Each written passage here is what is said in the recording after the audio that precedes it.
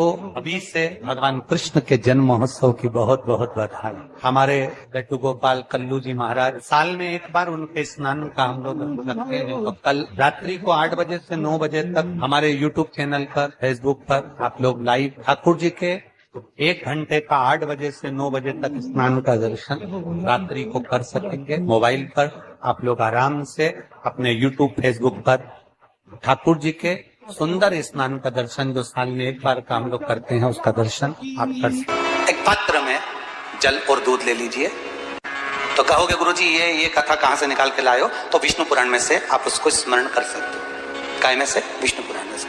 एक पात्र में देसी गाय का दूध, जल उसमें रखकर, और आपके अगर लड्डू गोपाल हो, यदि आपके घर में ठाकुर जी हो, लड्डू गोपाल हो, विष्णु जी का कोई स्वरूप हो, श्री हरि का कोई स्वरूप हो, तो उस पर आप संध्या के समय पर दुर्वा डालकर, उस दुर्वा से अगर लक्ष्मी जी के नामों का 108 बार उच्चारण कर कर, घी का दिया लगाकर, कैसर के चावल साथ में रखकर केवल उस जल का और दूध का मात्र छींटा देते हो, तो उसके घर में कभी लक्ष्मी की कमी नहीं आ सकती, संपदा बढ़ती चली जाती है। 108 बार लक्ष्मी के नाम का मात्र उच्चारण कर लेने पर, भगवान विष्णु के चरणारविंद पर, भगवान विष्णु के चरणों पर केवल उस दुर्वा का, जल का, दूध का सिंचन कर देने से भी लक्ष्मी की वृद्धि होती है।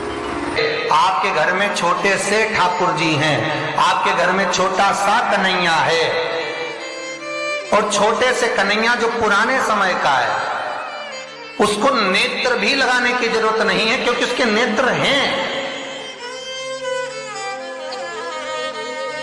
और मान लो तुमने इतना बड़ा कन्हैया ले लिया, तो अरे बोलो तो जम के जरा, और उसका कोई एक नेत्र कहीं गिर गया, एक नेत्र कहीं चले गया, तो फिर दूसरा नेत्र लगाना पड़ेगा कि नहीं लगाना पड़ेगा? और अगर एक नेत्र पर रखोगे तो अच्छा लगेंगे कि ठाकुर जी? नहीं। तो नेत्र होना, जितनी बड़ी मूर्ति होती है, जितना बड़ा स्वरूप होता है, जितना बड़ा शिवलिंग होता है, जितनी बड़ी मूर्ति की स्थापना होती है, उतनी उसमें सेवा की और भाव की जरूरत पड़ती है। भगवान विष्णु ने जाते हुए शिव बाबा को देखा। शंकर भगवान से, भगवान नारायण ने कहा आप कुछ कहेंगे नहीं? भगवान शंकर कहते हैं नारायण चिंता मत करो, ये बद्रिकाश्रम में जो आएगा चने की दाल चढ़ा कर जाएगा, चने की दाल को मंदिर के पीछे बैठकर ओम नमः शिवाय बोलकर जो नारायण को समर्पित करेगा, उसके मनवांचित फल को मैं 3 महीने में पूरा कर दूंगा, उसके मन की कामना को मैं 3 माह में पूर्ण कर दूंगा। आज भी नियम है, चने की दाल को लेकर जाते हैं, बद्रिकाश्रम के मंदिर के पीछे बैठकर चने की दाल को लेकर ओम नमः शिवाय का जाप करते हैं। 7 बार ओम नमः शिवाय बोलकर चने की दाल वापस घूमकर भगवान विष्णु को समर्पित करी जाती है, तो 3 महीने में मनोकामना पूरी हो जाती है। भगवान की मूर्ति जितनी छोटी होगी उतना सुख देती है, जितनी बड़ी हो जाएगी उतने लाड़ की जरूरत पड़ जाएगी, उतने लाड़ की जरूरत।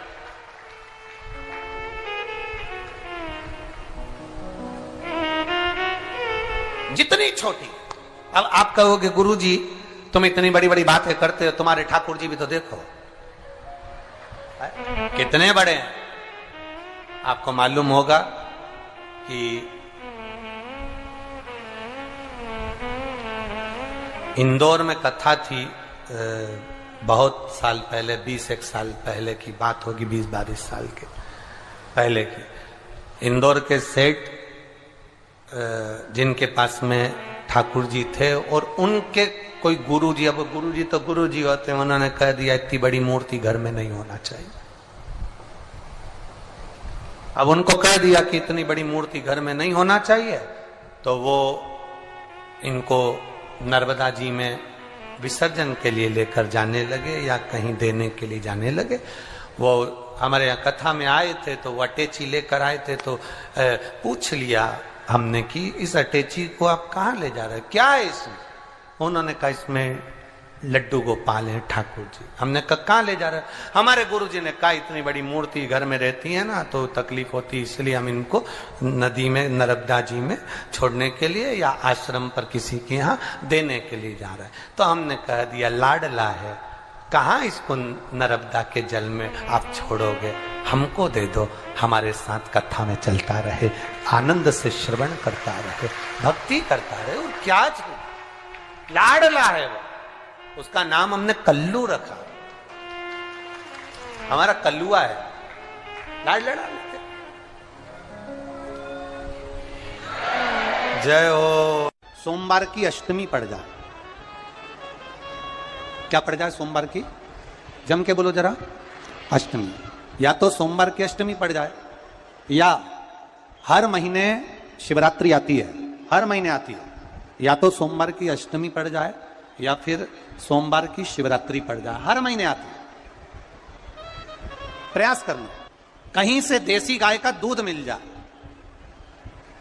थोड़ा सा दूध देसी गाय का मिल जाए, थोड़ा सा दूध देसी गाय का थोड़ा सा दूध अगर प्राप्त हो जाए, बेलपत्री के पत्ते से दूध कटोरी में लेकर, मात्र बेलपत्री के पत्रे से एक एक बूंद अगर दूध, आप एक बूंद अगर ज्यादा ना मिला हो, एक चम्मच भी अगर आपको दूध देसी गाय का मिल गया हो, और सोमवार की अष्टमी पड़ जाए या सोमवार की, जम के बोलो, शिवरात्रि पड़ जाए, उसमें केवल अगर देसी गाय का दूध मिल जाए, जर्सी गाय का नहीं हो, देसी गाय का अगर दूध मिल जाए, बेलपत्री के पत्ते से, तुम्हारे घर के अंदर अगर शिवलिंग है या मंदिर में शिवलिंग है या तुम्हारे नजदीक में कोई शिवलिंग है, उस पर बूंद बूंद, एक एक बूंद अगर शिवलिंग पर दूध समर्पित कर रहे हो, श्री शिवाय नमस्तुभ्यम, नमः शिवाय, या षडाक्षर मंत्र ओम नमः शिवाय, या 33 अक्षर का मंत्र महामृत्युंजय मंत्र, इसका स्मरण कर कर शिव जी पर देसी गाय का दूध समर्पित कर कर इस बेलपत्री को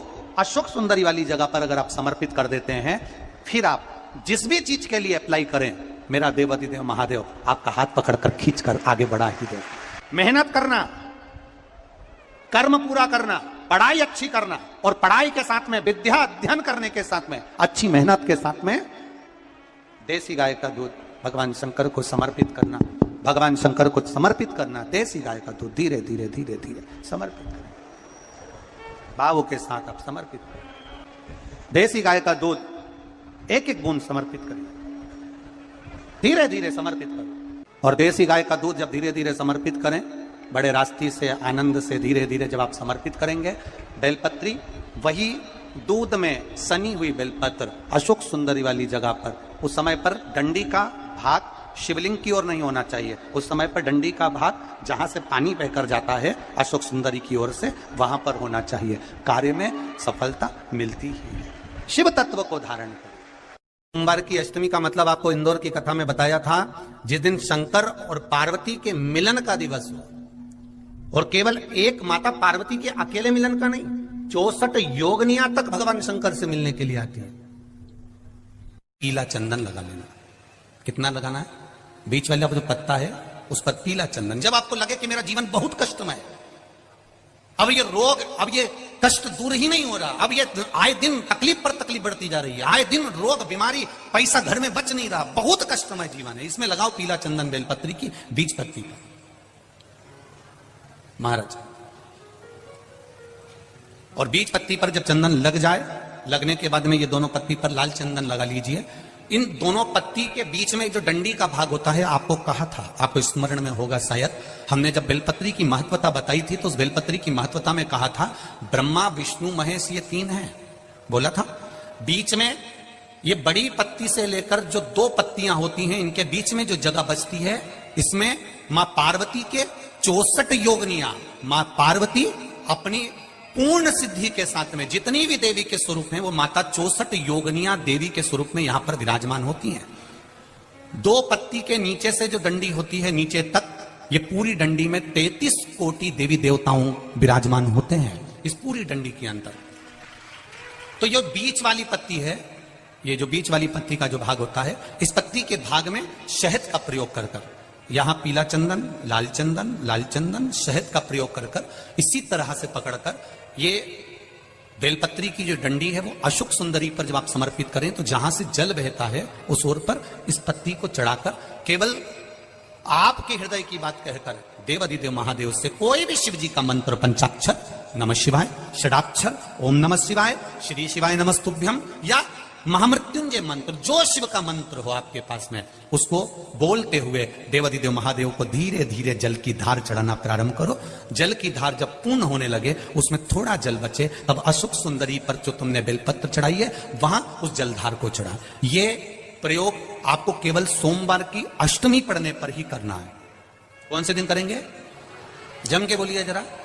सोमवार की अष्टमी पढ़ने पर यह प्रयोग करें, और जल चढ़ाकर बाबा से विनती कर कर उसी बेलपत्र को वापस उठाकर कहीं जलाशय में या किसी पेड़ के नीचे विसर्जन कर दें और 1 लोटा जल वहां भी चढ़ा दें। बस निवेदन कर कर आ जाइए, मेरा बाबा 3 माह के अंदर हाथ जरूर पकड़ेगा और आपको दलदल से बाहर निकाल देगा। हमें बताया था जिस दिन शंकर और पार्वती के मिलन का दिवस हो, और केवल एक माता पार्वती के अकेले मिलन का नहीं, 64 योगनियां तक भगवान शंकर से मिलने के लिए आती है।